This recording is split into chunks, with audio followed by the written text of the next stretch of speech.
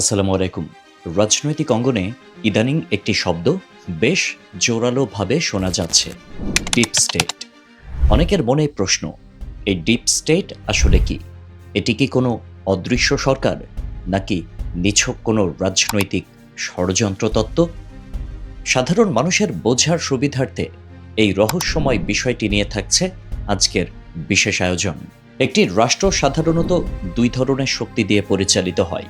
প্রথমটি হলো নির্বাচিত রাজনৈতিক নেতৃত্ব, যেমন রাষ্ট্রপতি, প্রধানমন্ত্রী বা সংসদ সদস্য, যারা জনগণের ভোটে নির্দিষ্ট সময়ের জন্য ক্ষমতায় আসেন। দ্বিতীয়টি হলো স্থায়ী প্রশাসনিক কাঠামো, যেমন সামরিক বাহিনী, গোয়েন্দা সংস্থা, আমলাতন্ত্র এবং বিচার বিভাগ। একজন রাজনৈতিক নেতা ৫ বছর পর বিদায় নিতে পারেন, কিন্তু একজন সরকারি কর্মকর্তা বা সেনা সদস্য অবসরে যাওয়ার আগ পর্যন্ত তার পদে বহাল থাকেন।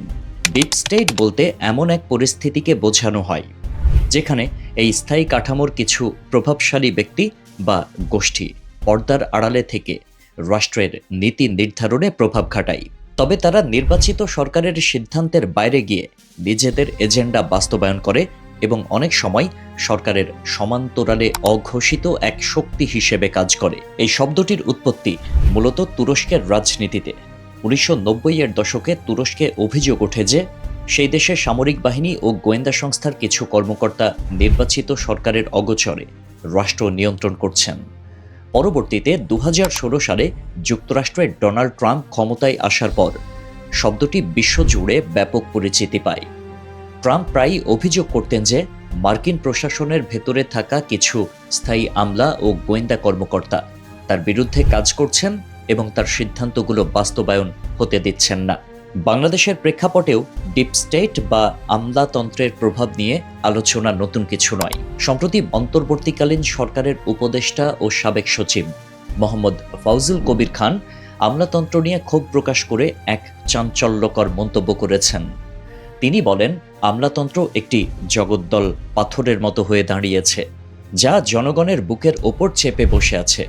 তার মতে এই কাঠামোর কোনো মানবিক দায়বদ্ধতা নেই। তারা নিজেদের সুযোগ সুবিধা, বেতন স্কেল আর দুর্নীতির সুযোগ বাড়াতে যতটা আগ্রহী, সাধারণ মানুষের সমস্যা নিয়ে ততটা মাথা ব্যথা নেই।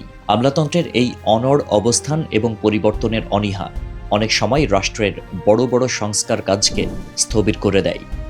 রাজনৈতিক বিশ্লেষকদের মতে ডিপ স্টেট মূলত অত্যন্ত গোপনে কাজ করে।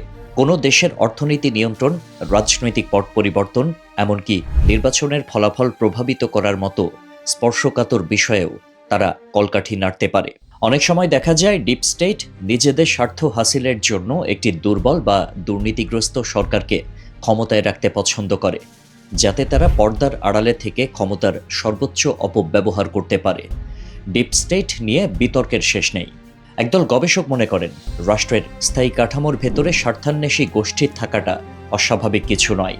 অন্যদিকে অনেকে মনে করেন, সরকার যখন নিজের ব্যর্থতা ঢাকতে পারে না, তখন দায় এড়ানোর জন্য ডিপ স্টেট বা অদৃশ্য শক্তির দোহাই দেয়। যেহেতু এদের কর্মকাণ্ডের কোনো প্রকাশ্য প্রমাণ পাওয়া যায় না, তাই অনেক ক্ষেত্রে একে ষড়যন্ত্র তত্ত্ব হিসেবেও উড়িয়ে দেওয়া হয়। একটি গণতান্ত্রিক রাষ্ট্রে জনপ্রতিনিধিরাই হওয়ার কথা সর্বেসর্বা, কিন্তু যখন আমলাতন্ত্র বা কোনো স্থায়ী গোষ্ঠী জনগণের ম্যান্ডেটের চেয়ে বেশি শক্তিশালী হয়ে ওঠে, তখনই প্রশ্ন ওঠে রাষ্ট্রের সার্বভৌমত্ব নিয়ে।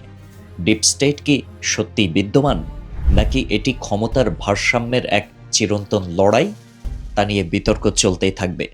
তবে সাধারণ মানুষের প্রত্যাশা একটাই, রাষ্ট্র যেভাবেই চলুক, তা যেন জনগণের স্বার্থে চলে, কোনো অদৃশ্য গোষ্ঠীর পকেটে নয়। আল্লাহ হাফেজ।